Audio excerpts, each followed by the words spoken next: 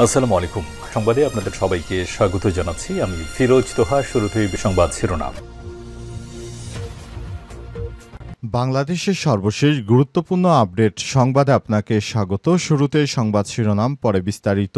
প্রথমে জানাবো সচিবালয় কর্মচারীদের বিক্ষোভ। সচিবালয়ের ভেতরে একদল সরকারি কর্মচারী বিক্ষোভ করছেন। তারা অর্থ বিভাগের সচিব মোহাম্মদ খায়রুজ্জামান মজুমদারের অপসারণ সহ কয়েকটি দাবিতে বিক্ষোভ করছেন। তাদের দাবিগুলো এক, যৌক্তিক দাবি দেওয়ার পথে বাধা দেওয়ার অভিযোগে অর্থ বিভাগের সচিব সহ কয়েকজন কর্মকর্তার অপসারণ, ২, নতুন বেতন কমিশন নভেম্বরের মধ্যে বাস্তবায়ন, ৩, ১০ম থেকে ২০তম গ্রেডের কর্মচারীদের পদনামের পরিবর্তন। এরপর জানাবো ১৪৪ ধারা বলবৎ থমথমে খাগড়াছড়ি।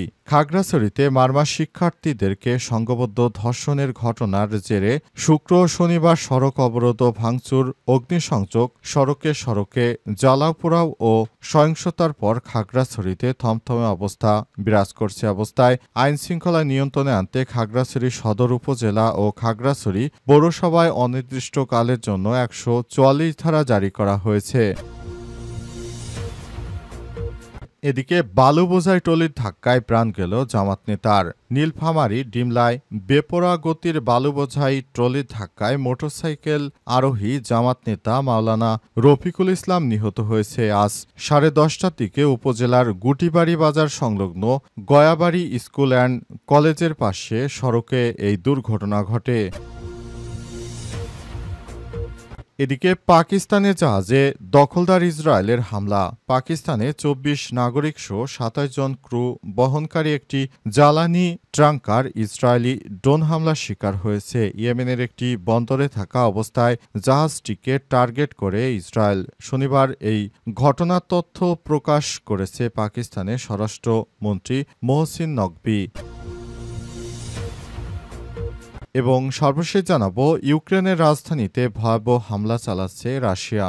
ইউক্রেনের রাজধানী কিয়েভ আবারও রাশিয়ার ভয়াবহ হামলার মুখে পড়েছে। আজ মধ্যরাত থেকে শুরু হওয়া ড্রোন ও মিসাইল হামলার ঘটনার পর ঘণ্টা ধরে অব্যাহত ছিল এই ধরনের হামলা। সংবাদ মাধ্যম রয়টার্স জানিয়েছে ২০২২ সালের যুদ্ধমাত্রার যুদ্ধ শুরু হওয়ার পর থেকে এবারই রাজধানী এবং এর আশপাশে সবথেকে বড় আক্রমণ চালিয়েছে রুশ সেনারা। প্রিয় দর্শক, এতক্ষণ শুনছিলেন সংবাদ শিরোনাম, এবারে বিস্তারিত। তবে তার আগে বন্ধুরা, অনুরোধ থাকবে এই সংবাদটিতে একটি লাইক দিন। এই চ্যানেলে আপনি নতুন হয়ে থাকলে আমাদের সংবাদটি দেখতে দেখতে চ্যানেলটি সাবস্ক্রাইব করে রাখুন। কমেন্ট করে বন্ধুরা আপনার মূল্যবান মতামত জানিয়ে দিন আপনি বিশ্বের কোন দেশ থেকে বা বাংলাদেশের কোন স্থান থেকে আমাদের সংবাদটি দেখছেন এবং শুনছেন। আর বন্ধুরা, এই সংবাদটি আপনার সোশ্যাল মিডিয়া ফেসবুকে শেয়ার করে দিন। এবারে বিস্তারিত।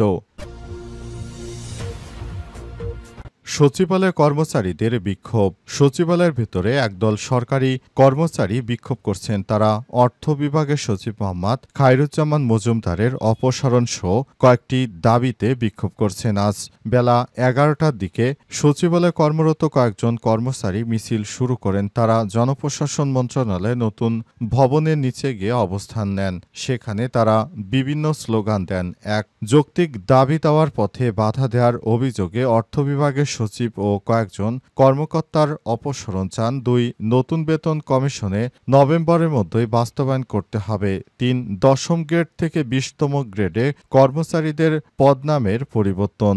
বাংলাদেশের সচিবালয় কর্মকর্তা কর্মচারীরা সংযুক্ত পরিষদের সভাপতি বদিউল কবির বলেছেন, আমরা চাই আমাদের যৌক্তিক দাবিগুলো পূরণ করা হোক। এর আগে চলতি বছরের জুনে সরকারি চাকরি সংশোধন অধ্যাদেশ ২০২৫ বাতিলের দাবিতে সচিবালয়ের বিভিন্ন মন্ত্রণালয় ও বিভাগের কর্মচারীরা টানা কয়েকদিন বিক্ষোভ করেছিলেন। পরে সরকার অধ্যাদেশটি সংশোধন করে এরপর তারা সেটি বাতিল করার জন্য আবার উঠে পড়ে লাগে, কিন্তু সরকার শেষ পর্যন্ত তাদের প্রতি কঠোর হলে অবশেষে তারা তাদের আন্দোলন থেকে প্রত্যাহার করে নিতে বাধ্য হয়। তারা সরকারকে বিপাকে ফেলতে নানাভাবে অপচেষ্টা চালাচ্ছে বলে অভিযোগ পাওয়া গেছে।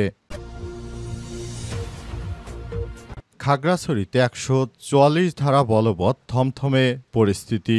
খাগড়াছড়িতে মারমা শিক্ষার্থীকে সংঘবদ্ধ ধর্ষণের ঘটনার জেরে শুক্র ও শনিবারে সড়ক অবরোধ, ভাঙচুর, অগ্নিসংযোগ, সড়কে সড়কে জ্বালাপোড়া ও সহিংসতার পর খাগড়াছড়িতে থমথমে পরিস্থিতি বিরাজ করছে।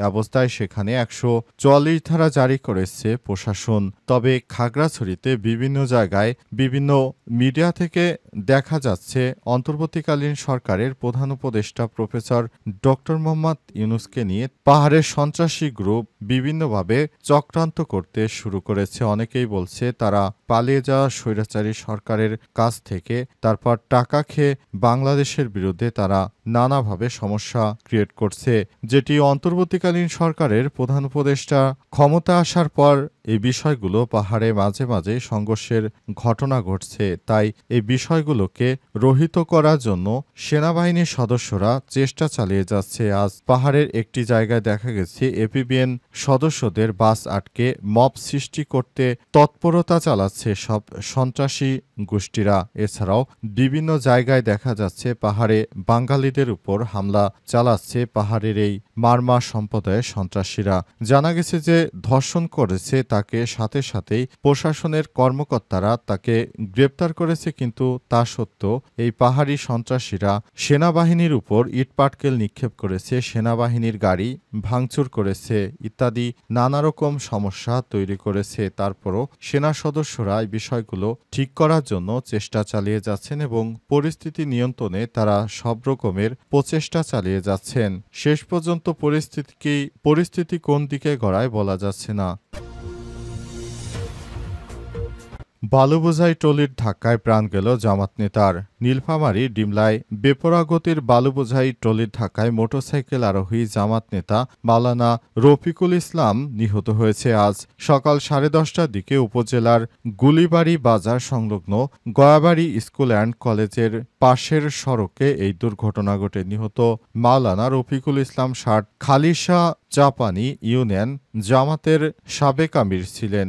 একই সঙ্গে তিনি হাতনাই বালাপাড়া দাখিল মাদ্রাসা সহকারী সুপার ও ডিমলার তিতপাড়া বড় জুমা জামে মসজিদের খতিব হিসেবে দায়িত্ব পালন করছিলেন।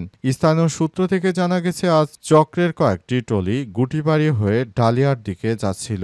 এ সময় রফিকুল ইসলাম খালিশা চাপানির নিজ বাড়ি থেকে মোটরসাইকেলে মাদ্রাসায় যাওয়ার পথে দ্রুতগামী একটি ট্রলি তাকে ধাক্কা দেয়। এ সময় তিনি সড়কে ছিটকে পড়ে গুরুতর আহত হন। স্থানীয়রা তাকে দ্রুত উদ্ধার করে উপজেলা স্বাস্থ্য কমপ্লেক্সের জরুরি বিভাগে ভর্তি করে। এই ঘটনায় হাসপাতালে নেওয়ার পর কর্তব্যরত চিকিৎসক তাকে মৃত ঘোষণা করেছে। তার মৃত্যুতে এলাকায় শোকের ছায়া বইছে। তিনি ওই এলাকার অত্যন্ত প্রসিদ্ধ একজন আলেম ছিলেন এবং সব সময় সাধারণ মানুষের উপকার করতেন। সাধারণ মানুষ তার মৃত্যু কোনোভাবেই মেনে নিতে পারছে না। সবাই বলছে তিনি অনেক ভালো একজন মানুষ ছিলেন, তিনি সব সময় চেয়েছেন মানুষের কল্যাণ করতে।